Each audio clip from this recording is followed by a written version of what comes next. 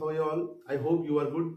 Dear viewers, today my topic is pronoun and its kind, and this topic is very important. So I request you please watch full video till end, because today I am going to give you something different. Okay, so please watch till end. Let's come on the topic without wasting any more time. Dear viewers, आज का जो हमारा topic है pronoun और it's kind, मतलब कि pronoun और जो उसके प्रकार होते हैं, जो उसके टाइप्स होते हैं, आज हम उस पर चर्चा करेंगे। लेकिन उससे पहले अगर आपने प्रोनाउन वाला वीडियो नहीं देखा जिसपे मैंने प्रोनाउन को एक्सप्लेन किया हुआ है, तो प्लीज उसका लिंक मैं आई बटन में दे रहा हूं, प्लीज आप उस वीडियो को देखिए। और फिर मैं इस वीडियो में काइंड से एक्सप्लेन कर रहा हूं, फिर आप इसको देखेंगे तो डेफिनेटली आपको अच्छे समझ में आएगा। ओके, आइए चलते हैं। सबसे पहले पहला जो प्रोनाउन होता है वो होता है पर्सनल प्रोनाउन।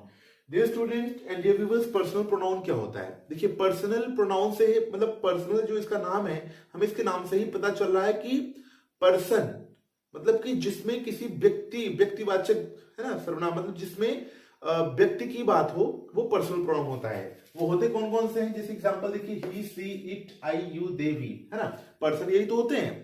तो ये जो पर्सन है, ये जो मतलब पर्सन से रिलेट कर रहे हैं, ये आपके पर्सनल प्रोनाउन। अब होते क्या है, ये जो पर्सनल प्रोनाउन होते हैं ये तीन भागों में डिवाइड होते हैं। ओके, मतलब कि इनके जो पर्सन्स होते हैं ये जो पर्सन है ये थ्री टाइप्स में डिवाइड है। आइए समझते हैं। पहला होता है फर्स्ट पर्सन, दूसरा सेकंड एंड तीसरा थर्ड पर्सन। फर्स्ट पर्सन क्या होता है? फर्स्ट पर्सन होता है कि जो मतलब बोलने वाला होता है। बोलने वाला कौन कौन होता है? या तो हम होंगे, मतलब या तो मैं होऊंगा, या हम होंगे, मतलब या तो मैं अकेला होऊंगा या हमारे साथ 3-4 लोग और होंगे। तो अगर बोलने वाले एक हैं या एक से अधिक हैं तो वो फर्स्ट पर्सन है, मतलब कोई भी बात बोलने वाला फर्स्ट पर्सन हो गया। और दूसरा है बात को सुनने वाला, मतलब जो जैसे अगर हम किसी से बात कर रहे हो, या तो हम पर्सनली आपसे बोलेंगे या आप लोगों से बोलेंगे, है ना, तो वो जो सुनने वाला है वो सेकंड पर्सन हो गया। और जिसके बारे में बात की जा रही है वो थर्ड पर्सन हो गया। He, she, it, he, she, they, it, मतलब जिसके बारे में हम बात कर रहे हैं वो थर्ड पर्सन हो गया। फिर से रिपीट करते हैं। बोलने वाला, कोई भी बात करने वाला, जिस मतलब जो सबसे मेन होता है, आई एंड वी, मतलब ये आपका फर्स्ट पर्सन है। और उसके बाद जिसके बारे में जो सुनने वाला है वो सेकंड पर्सन है, और जिसके बारे में हम बात कर रहे हैं वो थर्ड पर्सन है। इसमें जरा हम केस के बारे में चर्चा करते हैं, जो इंपॉर्टेंट होता है, जिसमें स्टूडेंट अधिकतर फंस जाते हैं। जो केस होते हैं, ऑब्जेक्टिव केस और जो पोसेसिव केस होते हैं, उस पर जरा हम डिस्कशन करते हैं। देखिए, जो आई और वी होता है, इसका जो ऑब्जेक्टिव केस होता है, मतलब कि जब आप कोई सेंटेंस बना रहे होते हैं तो उसमें अगर लास्ट में ऑब्जेक्टिव केस अगर आता है तो हम क्या करते हैं, वहां पे हम कंफ्यूज होते हैं। तो वो ऐसी सिचुएशन में हम कौन सा वर्ड यूज करेंगे, किस वर्ड का ऑब्जेक्टिव केस और पॉजिटिव केस क्या होता है, वो चीजें हम क्लियर करते हैं। आइए देखते हैं। अगर आई है तो हम ऑब्जेक्टिव केस में हम मी वर्ड यूज करेंगे, और अगर वी है तो हम अस यूज करेंगे। ये ऑब्जेक्टिव केस है, ठीक है। और अगर पॉजिटिव केस की बात हम कर लें, जिसमें कि अपने अपने चीजों की बात होती है, जैसे अगर मैंने कहा कि ये किताब मेरी है, तो मतलब मैं उससे वो जो किताब है मैं उस पर अपना अधिकार बता रहा हूं, या किसी कोई भी हो, मैं सिर्फ अपनी बात नहीं कर रहा।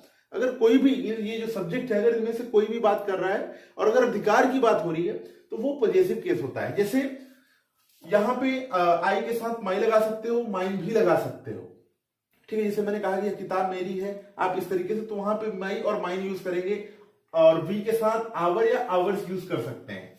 ओके, उसके बाद यू है, तो यू के साथ कोई भी जो ऑब्जेक्टिव केस होता है वो चेंज नहीं होता है, लेकिन जो पॉजिटिव केस होता है योर या योर्स होता है, ठीक है। अगर कोई चीज आपकी है, डिफरेंटली अगर उस पर आपका अधिकार आ रहा है तो आप योर शब्द यूज करेंगे।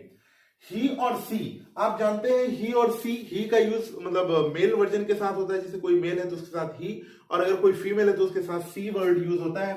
तो ही और सी के साथ अगर ही है तो हम उसके साथ हिम यूज करेंगे ऑब्जेक्टिव केस में, और अगर सी है तो उसके साथ हम हर यूज करेंगे ऑब्जेक्टिव केस में। ओके, लेकिन अगर पॉजिटिव केस आए अपना अपने के बारे में, जैसे मैंने अधिकार की बात की, तो वहां पे लड़कों के साथ ही के साथ हिज लग जाएगा, और सी लड़कियों के साथ हर लग जाएगा, और हर्ष भी लग सकता है ना।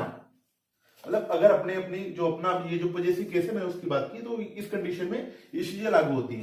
जैसे दे आए, तो दे अगर आ रहा है तो उसके साथ जो ऑब्जेक्टिव केस आएगा वो देम हो जाएगा, और अगर पॉजिटिव केस है तो डियर या डियर्स हो जाएगा। ओके, और अगर इट आता है तो इट का कोई भी चेंजेस नहीं होता ऑब्जेक्टिव केस में, हाँ पॉजिटिव केस में इट्स लग जाता है। ओके, इस तरीके से आपके ये केसेस चेंज होते हैं।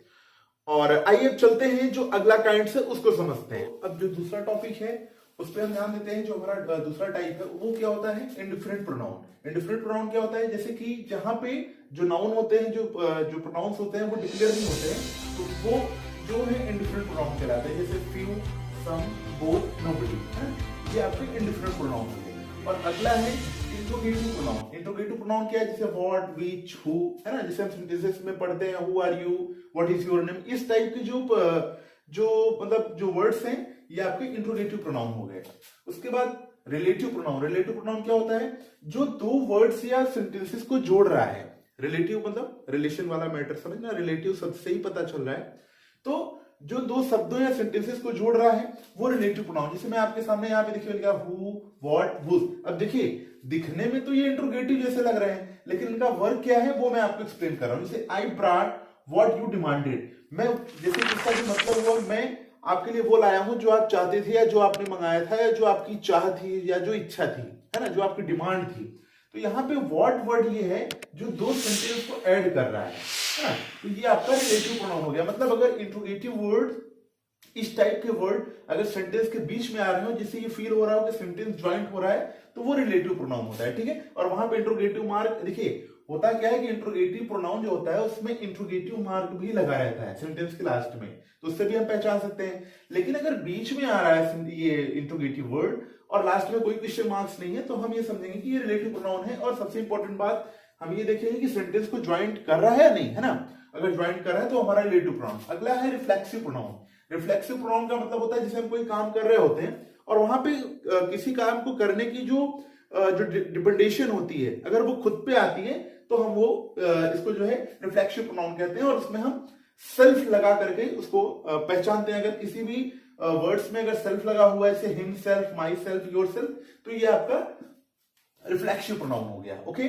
और अगला होता है डिस्ट्रीब्यूटिव प्रोनाउन। जैसे ईच हो गया, इधर हो गया, मतलब जहां पे बहुत सारी चीजें क्लियर नहीं हो, जहां पे बहुत सारी चीजें होती हैं, है ना, वहां पे जहां पे एक समूह होता है नाउन्स का, वहां पे हम ये जो वहां पे जो वर्ड्स आएंगे वो जो है आपके डिस्ट्रीब्यूटिव प्रोनाउन होंगे, है ना, समझ रहे हैं। जहां पे मतलब बहुत सारी चीजें होती हैं, जहां पे बहुत सारे नाउन्स होते हैं या नाउन या प्रोनाउन, मतलब तो वो वहां उस जगह जो वर्ड यूज होगा वो मतलब कि डिस्ट्रीब्यूटिव प्रोनाउन होगा। अगला है डेमोन्स्ट्रेटिव प्रोनाउन। जैसे हम लोग पढ़ते हैं दीज, दैट, दीज, दोज। अगर इस टाइप के जो वर्ड्स होते हैं हम लोग इसे जानते नहीं है, बस यूज करते जाते हैं, लेकिन इसे हम डेमोन्स्ट्रेटिव प्रोनाउन बोलते हैं। और अगला है जो लास्ट है एम्फेटिक प्रोनाउन। ये क्या होता है कि जैसे कि अब इसमें भी आप देख रहे होंगे हिम सेल्फ, माई सेल्फ, मैंने इसके जैसे लगाया हुआ है, लेकिन उसका यूज क्या होता है, मतलब क्या होता है, ये किसी भी सब्जेक्ट के ऊपर पूरा फोर्स करता है। जैसे कि I will do it my self, मैं इसे खुद से करूंगा, मतलब सारा का सारा प्रेशर जो है सब्जेक्ट के ऊपर जा रहा है। अगर कोई ऐसा वर्ड जो सब्जेक्ट के ऊपर प्रेशर दे रहा है और सेल्फ लगा हुआ है तो वो एम्फेटिक प्रोनाउन होता है, ओके। और आई होप ये वीडियो आपको बिल्कुल पसंद आया होगा और ये जो टॉपिक है बिल्कुल अच्छे से समझ में आया होगा। और अगर समझ में आया तो प्लीज वीडियो को ज्यादा से ज्यादा शेयर करिए और अपना जो प्रीशियस कमेंट है प्लीज मेंशन करें। आपके कमेंट से हमें काफी मोटिवेशन मिलता है। और मिलते हैं नेक्स्ट वीडियो में एक इंपॉर्टेंट टॉपिक के साथ। Thank you very much.